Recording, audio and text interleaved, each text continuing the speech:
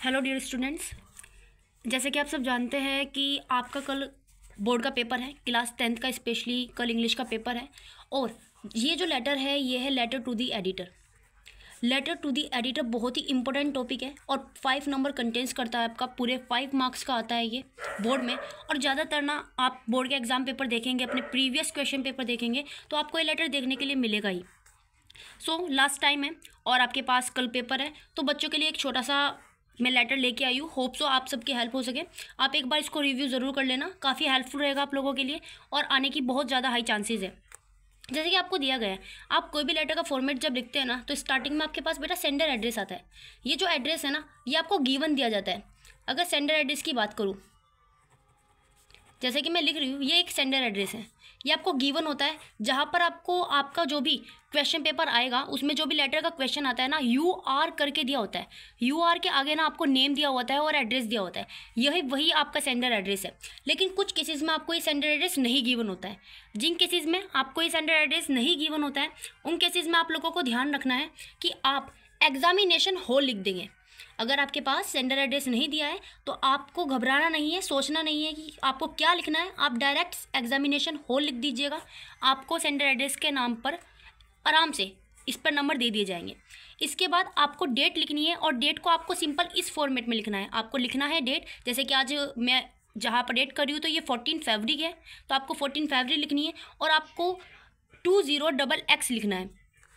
फिर इसके बाद आपके पास जो एडिटर का एड्रेस है वो आपके पास सेम रहता है। आपके पास बेटा 2 ऑप्शन होते हैं रिसीवर के एड्रेस में।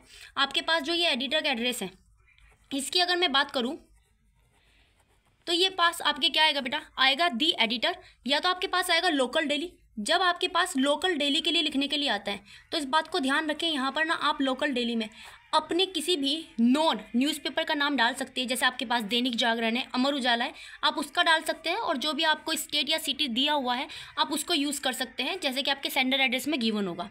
अदरवाइज़ अगर आपको नहीं दिया हुआ है, आपको नेशनल डेली दिया हुआ है, तो आप हिंदुस्तान टाइम्स यूज़ करेंगे और न्यू दिल्ली का एड्रेस आप यूज़ करेंगे।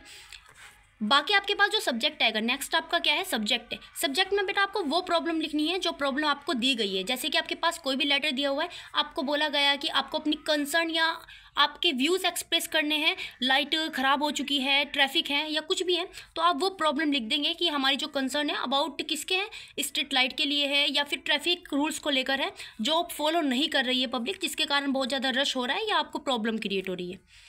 फिर इसके बाद आपके पास मेन रहेगा, आपके पास सर लिखा जाएगा जो कि आपका सैल्यूटेशन का पार्ट है। इसके बाद बेटा आपके पास ना इंट्रो की लाइन आती है। ये लाइन काफ़ी इंपॉर्टेंट है क्योंकि ये लाइन आपकी क्या रहती है, ये लाइन आपकी बिल्कुल सेम रहती है।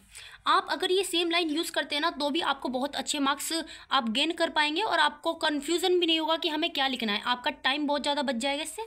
ये लाइन आप यूज़ कर सकते हैं और कम्प्लीटली आप इसको याद कर सकते हैं। Through the columns of your esteemed newspaper, I want to draw the attention of your of the concerned authorities towards के बाद आप लोगों के पास आपको यहाँ तक याद करने के बाद ना अपनी प्रॉब्लम लिखनी है, यानी कि किस की तरफ आप अपना जो कंसर्न अथॉरिटीज़ है किसकी तरफ उसका ध्यान आप कलेक्ट करना चाहते हैं या एकत्र करना चाहते हैं ना बेटा, आप किसकी तरफ उनका अटेंशन ड्रॉ करना चाहते हैं। वो अटेंशन ड्रॉ करने के लिए आपको वो प्रॉब्लम लिखनी है, जैसे कि स्ट्रीट लाइट की तरफ करना है या फिर ट्रैफिक की तरफ करना है। आप उस प्रॉब्लम को लिखेंगे। उसके बाद उस प्रॉब्लम को लिखने के बाद आपको उस प्रॉब्लम का ना सॉल्यूशन लिखना है यहाँ पर बीच की लाइंस में, कि उसको आप कैसे सॉल्यूशन आप प्रोवाइड कर सकते हैं कि हाँ इन कारण से या ऐसे कुछ एक्शन परफॉर्म करके या उनके खिलाफ कुछ ऐसे एक्शन लेकर हम इस प्रॉब्लम को कम कर सकते हैं या बिल्कुल ख़त्म कर सकते हैं। फिर इसके बाद आपके पास लास्ट लाइन ये रहेगी जो आपके पास बिल्कुल कॉमन रहेगी, I hope this letter would get a prominent column in your newspaper so the authorities may realise our difficulties and take the necessary steps in this matter. आप ये लाइन यूज़ कर सकते हैं और अगर आप इन लाइन को use करते हैं, याद कर लेते हैं, तो आपको ज़्यादा प्रॉब्लम नहीं रहेगी। आपको बस प्रॉब्लम और प्रॉब्लम का सॉल्यूशन लिखना है, बाकी आप सेम लिख दीजिएगा। लास्ट आपका रहेगा थैंकिंग यू। फिर इसके बाद आपको लिखना है योर्स सिंसियरली। आप योर्स सिंसियरली के साथ बच्चों को सिंसियरली की स्पेलिंग में थोड़ी प्रॉब्लम होती है तो फेथफुल्ली भी यूज़ कर सकते हैं।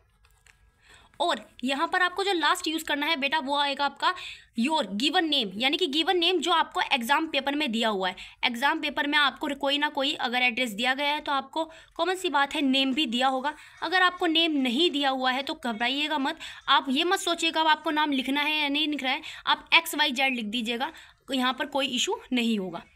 होप सो ये जो पूरा का पूरा आपके पास वीडियो मैंने प्रिपेयर की है, ये आप लोगों को हेल्पफुल होगी। एक बार मैं दोबारा से इसको अच्छे से दिखा रही हूँ, होप्स हो कि आप लोगों के काम आएगा और आप इसको अच्छे से प्रिपेयर कर लीजिएगा। बाकी all the best for your tomorrow exam.